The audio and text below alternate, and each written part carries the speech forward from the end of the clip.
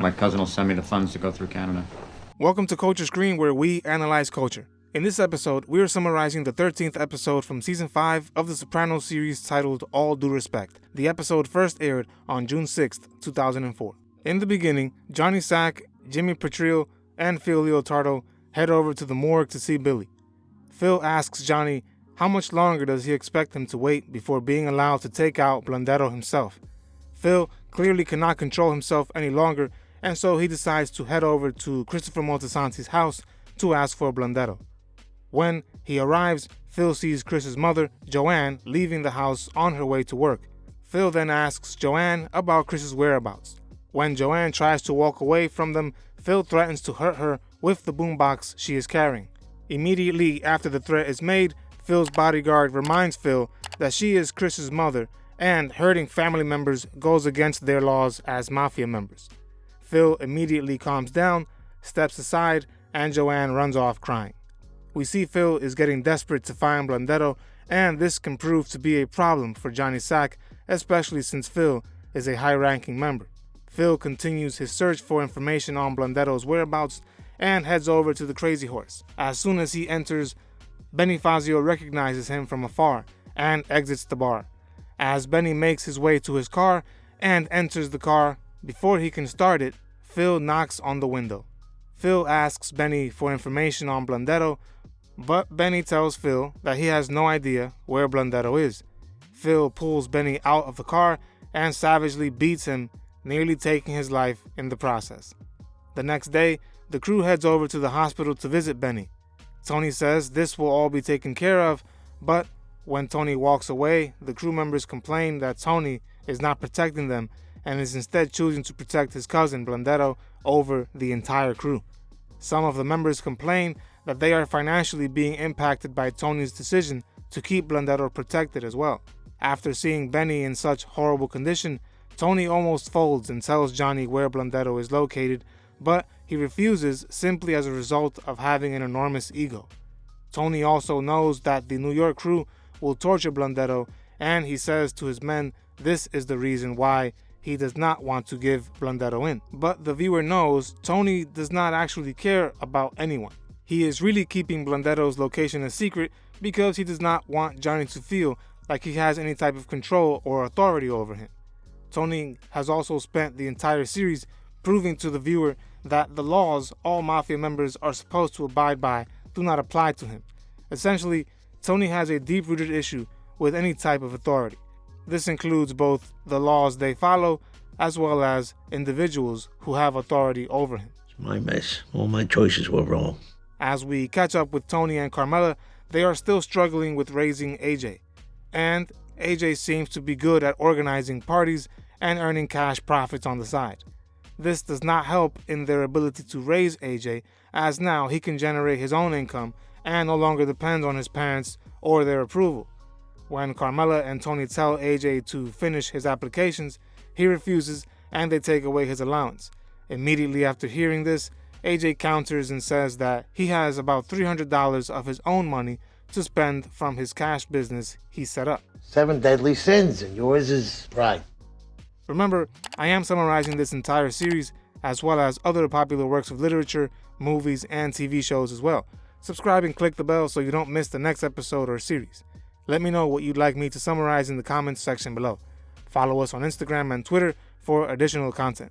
Visit our merch store and support us on Patreon if you can. Doing this helps my channel out tremendously. I thank you for your support. Frankly, you've got a problem with authority. Rather than focus her attention on AJ, Carmela dedicates her attention to building out her new spec house with her father Hugh. Originally, Carmela started working on the spec house idea with Adriana, and she wonders where she could be. Carmela ends up calling Chris to inquire about Adriana since she's been missing for a while now.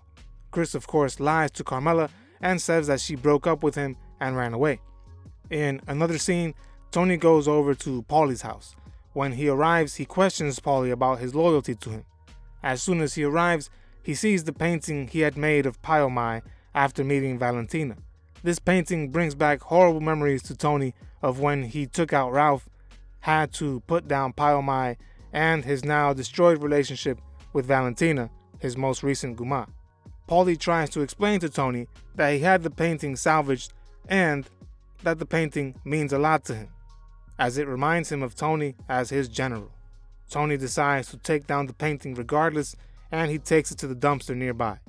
As Tony is staring at the painting in the dumpster, he stares at it and focuses in on the unique design of the sword on the hip, proving Paulie really does see him as his general.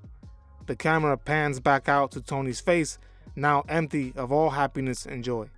Here, Tony realizes that his life is emptier now than ever before, especially now that the New York crew is squeezing in on him as a result of the acts Blundetto committed. Tony also realizes that his crew members currently still see him as their leader and that he must act now in order to keep their loyalty alive. Later on, we see Blundetto driving back to Uncle Pat's home where he is hiding out. He is carrying groceries, and as he opens the door to the house, Tony walks around the corner of the home and shoots him once, taking his life immediately. Tony does this as a way of protecting his crew from being targeted any further by the New York crew. Tony also sees this as a better alternative to turning Blundetto in and having him tortured to death by the New York crew. After this, Tony calls Johnny Sack and tells him where Blundetto is located. Johnny does not know Blundetto is deceased, and so when Phil Leotardo is sent to the scene, he is ready to take out Blundetto and is surprised to see him lying on the ground by the entrance. Johnny Sack ends up calling Tony to meet with him. Tony refuses to meet and says that he is not that dumb, especially after refusing to give up Blundetto alive. Tony ends up meeting with Johnny, and he agrees to give Phil part of the earnings from the casino that Blundetto used to run. Johnny agrees to convince Phil. Tony is happy to have concluded the dilemma between New Jersey and New York, but their celebration ends as the FBI drops in to arrest Johnny. Tony is the first of them to spot the FBI agents closing in on them, and he runs off into the woods. As he runs home, Tony drops his weapon in the snow because he thinks the FBI may be after him as well. Tony then calls up his lawyer Neil. Neil confirms to Tony that the FBI had a warrant on Johnny Sack, but not him. He also adds that Jimmy Petriel was informing on Johnny Sack all along, and the information he provided the FBI on Johnny's illegal activity spanned back to 1981, and how all that information eventually led to Johnny's arrest.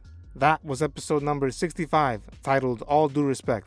To watch the next or previous episode summary, click on the link in the description or at the end of this video. Consider supporting us on Patreon. Check out our merch store, follow us on Instagram and Twitter. See you on the next episode. You need to go up to the farm and pick up your cousin. We upload new videos every week, so subscribe to our channel. Don't forget to hit the like button as well. Click the notification bell to be notified of when we upload these videos. See you on the next episode of Culture Screen.